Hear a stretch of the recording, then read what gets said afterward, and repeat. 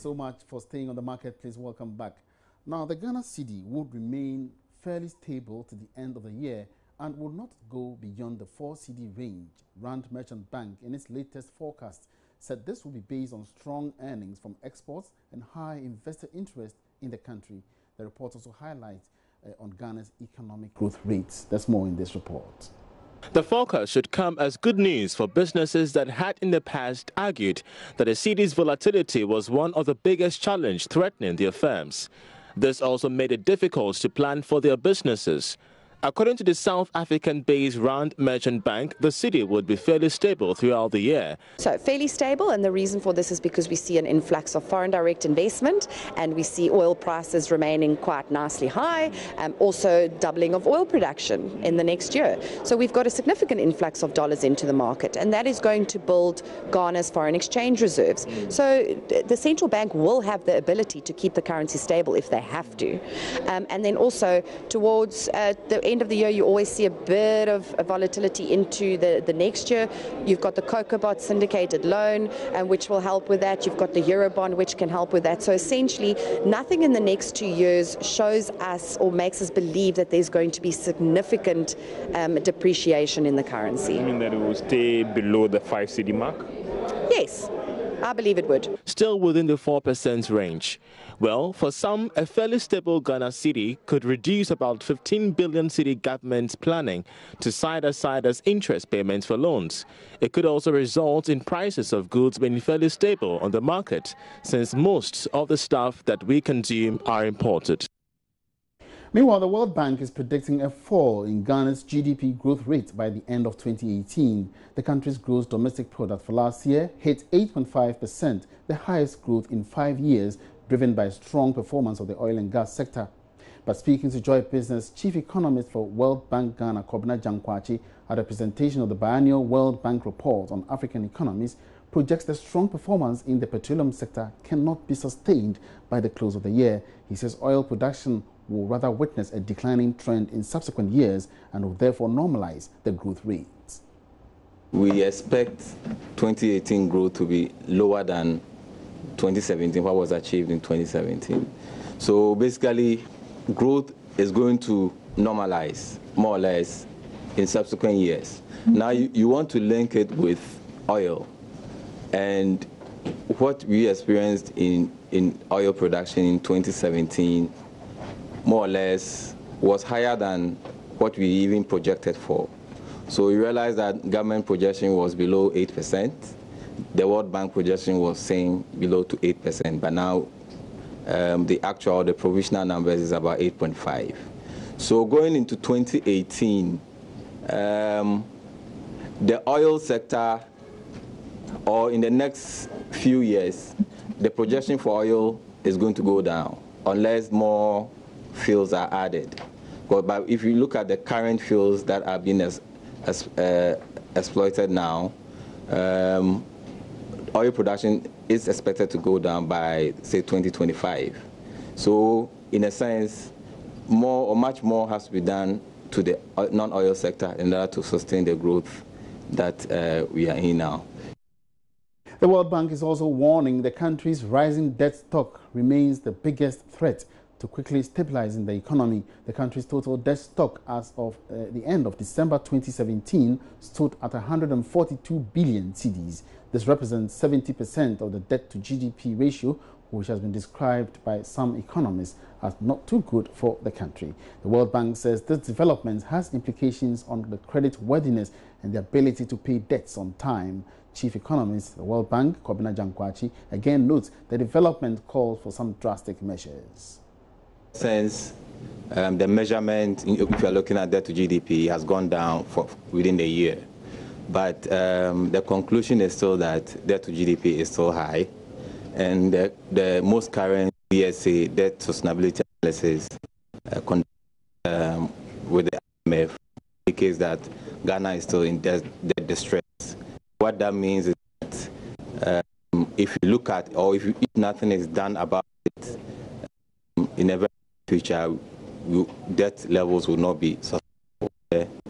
The solutions that were put Albert, looking at revenue and also we have to look at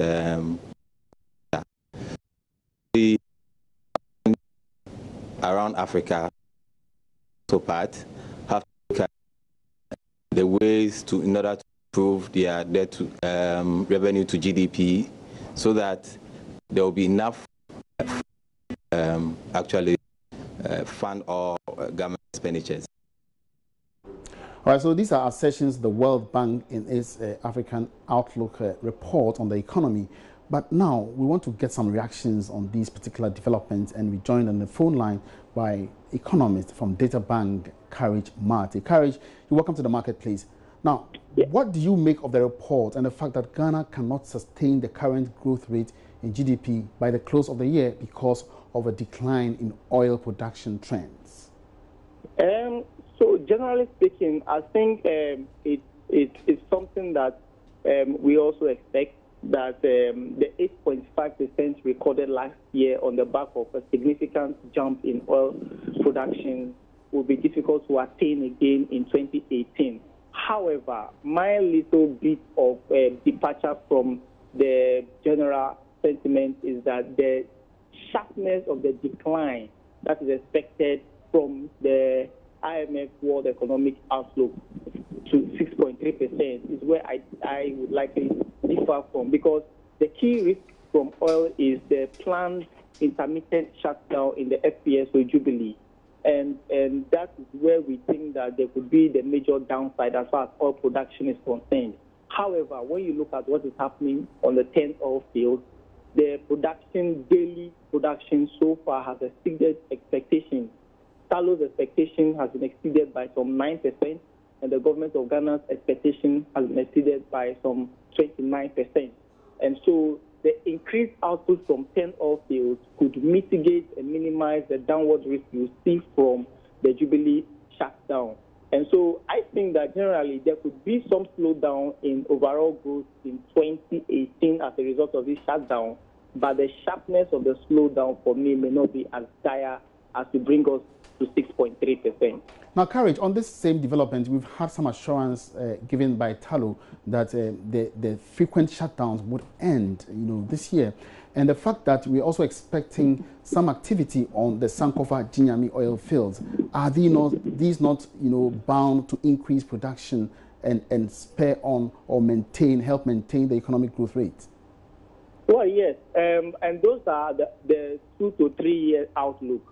So over the next 2 to 3 years, we think that some additional investments in the existing oil fields, expansion to drill more wells and produce more oil from these wells, would add to the numbers. And the last information we picked up was that based on this expected increase in investment, we are likely to see our average daily output moving upwards to between 300,000 barrels per day to 400,000 barrels per day by the year 2022. Now, it means that over the next 2 to 3 years, we should start seeing, between now and then, we should see oil production ramping up and contributing to growth. But by the time we get to that level, about 2020, the year 2020, the effect of oil will start to decay. And so if the non-oil sector does not recover strongly by then it will start, undermining overall GDP growth. So over the next medium term, investment will propel oil production, but it is going to peak by 2 or 3 years' time. And then that is where we could see a slowdown in overall growth if non-oil growth is not strong enough. All right, now the World Bank is also, saying that, the World Bank is saying that the GDP growth rate is threatened if we don't do something about our debt levels. Now, what is the difference between GDP growth rate and GDP,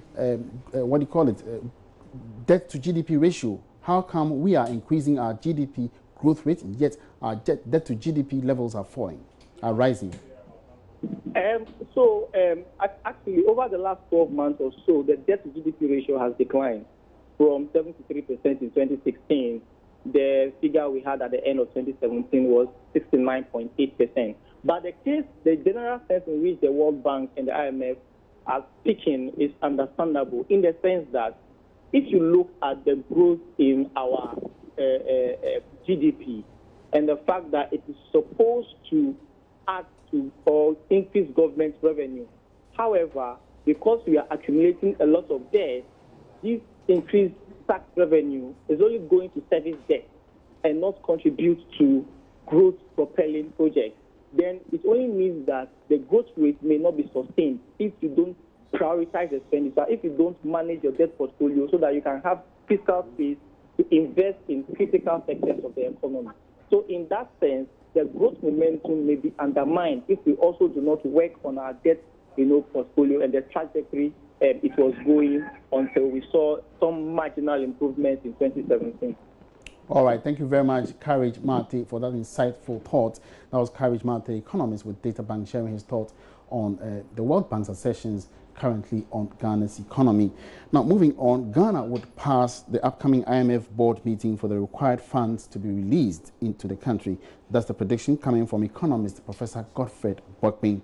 Now, the IMF board is expected to start meeting on Ghana on April 30.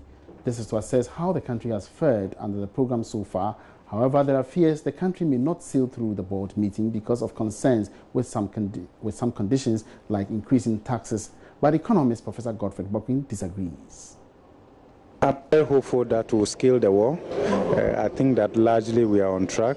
Not that we have done exceptionally well under the program, but I the government has shown its commitment to address some of the challenges that have identified even at the staff level in terms of their reports, and therefore I'm very hopeful that we will scale the wall, largely because the stake is very high. The investment community, even both local and then at the global level, are all interested in how Ghana would perform under the program. And the government is fairly aware of what a non-performance will mean for them in our desire to even attract external capital to finance growth that we want to do. For you, what should be the approach in dealing with this revenue challenge? Because it's obviously clear that commitment has been given to the fund on this revenue challenge. Certainly, and we are all concerned about our revenue envelope. But if you look here, you can see that Ghana has up to some extent, except that we are below our potential. But I think that the media review provides an opportunity, and I agree with the minister, because certain policies were rolled out last year in the budget that was presented last year, taking effect this year. We have to be able to assess how the economy is responding to those policies, including the tax measures or policies that were contained in there. And then that would inform the necessary review that has to be made. So, but of course, we are still challenged because even though we are doing well in terms of oil, we are not getting sufficient revenue in terms of tax revenue from that side. Okay, and then when you see, and you also see clearly that the Ghana Revenue Authority has bought into and they are very committed and working hard, both with tax education and then the implementation of the various tax reforms. Today we are talking about a of course, we felt that the education bit hasn't been done quite well, and the timelines given probably could have been extended. But you see the desire, you see the commitment of government and state agencies to work towards expanding the revenue envelope and then be able to create some physical space that can accommodate capital spending. It's live on the marketplace. Let's do some more stories on the financials. And the Bank of Ghana is rejecting suggestions. It has been selective in dealing with banks said to be in financial distress. Now, George Biafi has been engaging the central bank on these happenings and others, and he's joined me here in the studio to tell us more about this current development. Now, George, what is the defense of the regulator concerning this allegation? So, Mr. Biafi, just a little bit of a background. Last year, we got the understanding that 9 out of a lot of the banks are in financial distress, and some actions are required from the regulator to deal with this issue. UT Bank is down, Capital Bank is down. The Bank of Ghana has appointed a demonstrator to deal with Unibank. So, but some have argued that there are more other banks in the industry that are facing similar action. So why do you just deal with just a fraction of them whilst leaving the others to still be in operation? But the Bank of Ghana doesn't think so. We've been speaking to the new head of banking supervision, and this is what he has to say in responding to these concerns. Capital Bank and UT Bank, these are 2 banks that were deeply insolvent deeply insolvent. You see, when we say a bank is insolvent, what it means is that that bank doesn't have enough assets to cover its liabilities. So the liabilities of the bank put together, total, is more than the assets of the bank. So you have a situation where the assets of the bank put together is less than the liabilities of the bank. Then you have an insolvent bank or an insolvent institution. Couldn't the Bank of Ghana do anything about it, looking at the peculiarity of the situation that these banks were going through? These are banks that had moved from one stage to the other, from undercapitalized, significantly undercapitalized, and now deeply insolvent. So the best decision was to put these banks under receivership, and that's exactly what we did, because all the options were considered, and we also looked at the resolution options available as far as the law is concerned. And a bank that is deeply undercapitalized, the regulator thought that the best decision to take was to take the licenses back and put them under receivership. All right, so that was head of supervision of the Bank of Ghana. Now, George, so what else has the man been saying? So there's a current issue about what are you going to do to the workers of the defunct UT and Capital Bank. You know, government is going to issue a bond, but when I threw that question to Mr. Sages here about what are they going to do, he puts it back to the fact that we have appointed, the Bank of Ghana has appointed a company, PwC, PricewaterhouseCoopers, to deal on these issues. Now, in respect to what they will get from the assets they are selling, they will take a decision whether the workers can be paid something or not, but now the regulator cannot do anything about it. The fact that they are raising 2 billion Ghana cedis to help with the process, the staff are not top on the list in terms of addressing their concerns. So it looks like those workers may have to wait a long while to really get something from what is going on right now. An unfortunate situation for them. Well, that's what he's saying. All right. Thank you very much, George, for that update. And that was George Biafi bringing us up to speed with some developments, of course, in the banking sector. Now, still in the banking industry, the Bank of Ghana says it will soon come up with a system to make searches and payments on its collateral registry. The registry is established by the Bank of Ghana to help individuals use their assets as securities for loans from commercial banks. Speaking at the launch of the Financial Literacy and Awareness Campaign on Credit Reporting System and Collateral Registry, Deputy Registrar at the Collateral Registry Department, Fred Esiama Kranting, said the bank is in talks with the National Information Technology Agency, NITA, to introduce mobile payments to make the registry more accessible. Access to credit has long been a challenge for individuals and businesses in the country. To help overcome this, the Bank of Ghana and other partners are creating awareness on credit systems with the Financial Literacy and Awareness Campaign. Speaking to Joy Business at the launch of the campaign, Deputy Registrar of the Collateral Registry at the Bank of Ghana, Fred Esiama Kranting, said the regulator is taking steps to make access to the registry easier. We are currently in the second phase of the collateral registry redesign project, all right, and as part of the process, we are trying to upgrade our systems, and then the main component is to make sure we improve upon our payment, methods. As it is now, we have two modes of payments. That's the prepaid and then the postpaid. Okay, with the postpaid is basically for the banks or the lending institutions who have accounts with Bank of Ghana.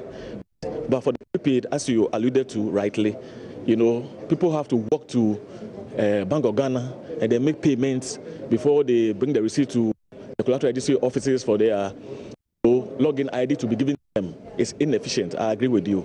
So as part of the program, we are in discussions with NITA. All right.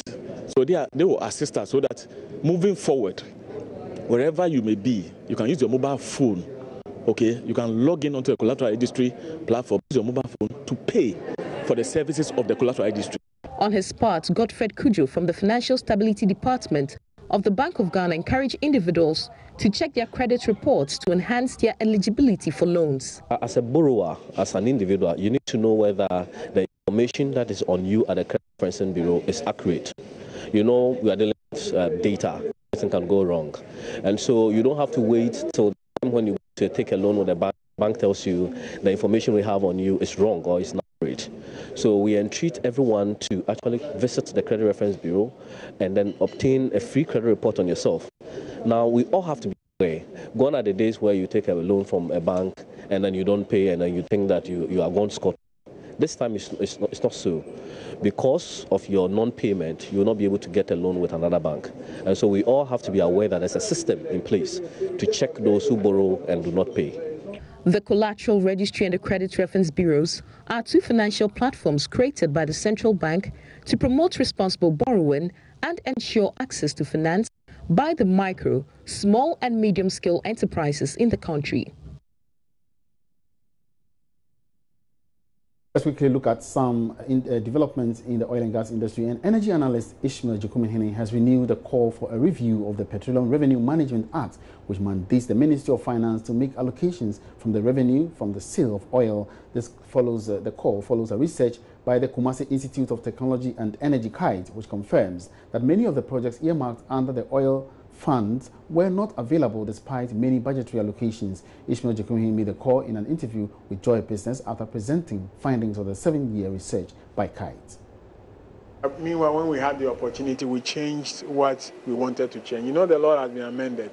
In 2015, there has been some amendments. We think that there should be some more changes. One of the things that we believe should be changed is we need to be a little bit more precise when it comes to how the Ministry of Finance should report back to us as to how the monies, because they disperse the monies. The reports at the moment, they just dump a list of projects and put it there. Sometimes they don't even have locations. Okay, how is PIAC? I told you how we went to places where there were no projects and we were led to other communities. We didn't find those projects. There has to be some changes. There has to be some clear instructions to. All right, so my colleague Ebenezer Sabute witnessed the release of the report and he's joined me here in the studio to give us some updates. Now, Ebenezer, what was the report all about? Okay, so the report has to do with the sustainability of some projects that were supposed to be, executed with oil fund. They look at 2011 to 2016, and it came out that most of the projects were not there. As you remember, PIAC also did some, So it's just a confirmation of what PIAC reported earlier, that indeed some of the projects were not there. And what also confirms this is that this is an independent, work that it is. So it's more of an audit of what PIAC has done. Yeah. And what about the effectiveness of PIAC itself? Because that's one of the areas that the report was supposed to have highlighted. Okay, so what they were saying is that PIAC needs to do more innovatively. They don't only have to wait for people to report. They don't only have to wait for the agencies to report back to them, but they can develop innovative means of getting some of these information. So if, for instance, we are supposed to build a hospital, there could be an innovative means of ensuring that the hospital is being developed or is being established. You don't wait till the money is being spent before you come out to tell us that the project is not there. So these are some of the recommendations made by KIAC. Now, Ishmael is also calling for a review of part of the PRME. What one area or one angle do you think? So he spoke about the Act 46, the Section 46, which mandates the Ministry of Finance to make disbursement. And he was saying that there should be a specific mention of if we know that this person is going to be the spending officer, this person should be responsible for whatever money is being spent. So if Abuaji is spending, we know that when the project is not there, we are going to arrest Abuaji or we are holding Abuaji responsible. Thank you very much for that update. And on that note, we wrap up this afternoon's edition of the Marketplace. It's been great having you on board. My name is Emmanuel Abuaji. We will be joining you again same time tomorrow. Have a good afternoon.